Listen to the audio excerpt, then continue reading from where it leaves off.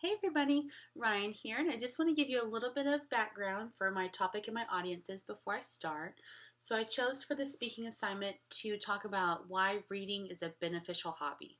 So for my audiences, I decided to choose school-age children, grades K through 5th grade, that elementary school period, and then, older adults who settled into their lives and their careers and, maybe need to be reminded that reading can be a great hobby and can exercise their minds and help reduce their stress, which I will discuss later.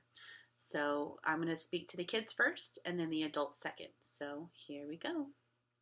Hey kids, my name is Ryan Cavazos, and I just want to talk to you guys today about why reading is a great hobby to have and why it's good for your brain. So I love to read now, and when I was younger, when I was going through elementary school, I really loved to read. And it was just a really special hobby for me, and it helped me to explore all those worlds that I couldn't. I could sit in my room and grab a book and go somewhere completely different, and it was just so much fun. If I was ever bored or if I was upset, I knew I could count on a good book to help lift me up and to make me feel happy and have a lot of fun. And what's so great about that, if you're reading outside of school and you go home and you find a great series and you just spend all this time reading these books, that's such a great exercise for your brain, and it's really good for you. And you don't even feel like you're working out. You don't even feel like you're doing schoolwork, but you're working out your brain. And what happens when you read for fun and you get caught up in a story is that reading helps you to improve not only your vocabulary for school, your concentration, and it helps you to better understand the world around you through the eyes of those characters that you're reading about. So you get a lot of, a little bit of more worldly experience than you would get being in your hometown or at school. And it helps you to learn some bigger and better words. So it helps you do better in school in the long run. And there's a website called bestbooksforkids.com, and it describes the reading process as an activity in which children, quote, unconsciously absorb information as they read about things like how to structure sentences and how to use words and language effectively. So what that means is when you're reading outside of school, you're reading at home, it's just exercising that brain, and it just engages you, and it's a great activity that maybe watching TV or playing on your phone can't quite do for your brain. And what's great is it doesn't even feel like you're working out. It doesn't even feel like you're doing anything hard. You're just having a great time picking up a book and getting really into a story. And I know when I was younger, I really loved to read the Harry Potter series. That was really good for me. But some other series that were great are like the Magic Tree House series and Goosebumps.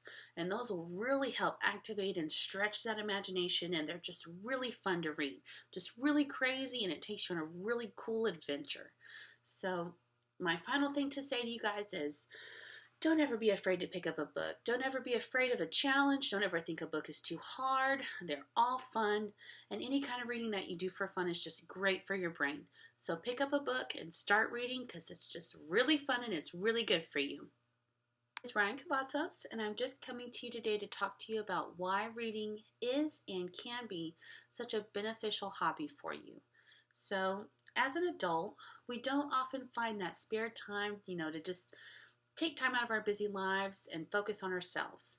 We can't find that time to just sit down and read a book. That's something that's difficult for us to justify and to take time out to do. So I want to tell you why reading can be beneficial for you.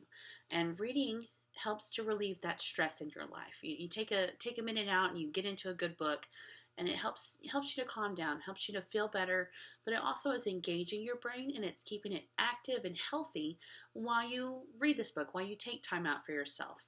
So it's beneficial. It helps you calm down, helps you relax, but you keep that brain going. You keep it working out.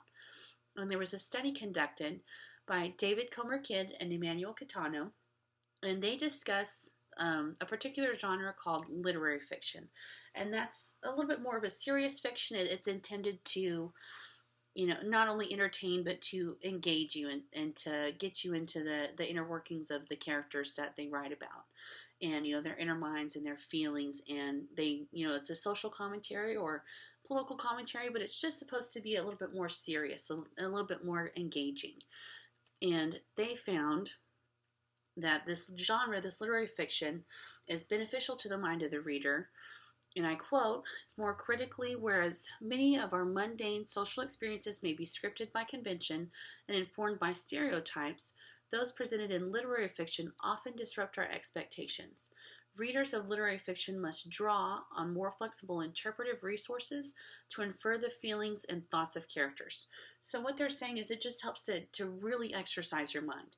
Whereas some other forms of entertainment, like TV or your cell phone or a magazine, really is just kind of mind numbing, and it just helps you to feel better, but it doesn't really keep that brain going and keep it exercising and just keep it healthy. And so that's one of the great example. That's a great example of the benefits of reading as an adult, is that it helps not only to reduce stress, but it can help improve your concentration and your memory, which is so important as we get older. And it just helps to restore that wonderful, that childlike imagination that we used to have when we read. Helps to bring us back to that and relax and keep our minds and our brains healthy. And there's a book written by Harold Bloom called How to Read and Why. And he explains, and I'm paraphrasing here, that we should read to increase our wit and our imagination, our sense of intimacy, and in short, our entire consciousness, which also helps to kind of heal pain and whatever we're going through in our lives. And that's another great benefit to reading, is that when we're upset or we're going through something traumatic or very challenging, a book can be a great escape and a great way to just kind of be a filler and bring you comfort when other areas of your life can't. And so reading is really just all around a great hobby to have. It's great for your mind. It's great to help you relax. And if you're looking for good examples of literary fiction, you can just pull up Amazon.com and you will find 400 pages worth of all kinds of examples of literary fiction. So just kind of keep in mind that when you're feeling stressed or you're feeling, a little bit slow and kind of groggy, that taking some time out to pick up a book and get really interested in it is not only great for your mind, but great for you in general. So, okay guys, those are my 2 speeches for kids and adults about why reading is good for you.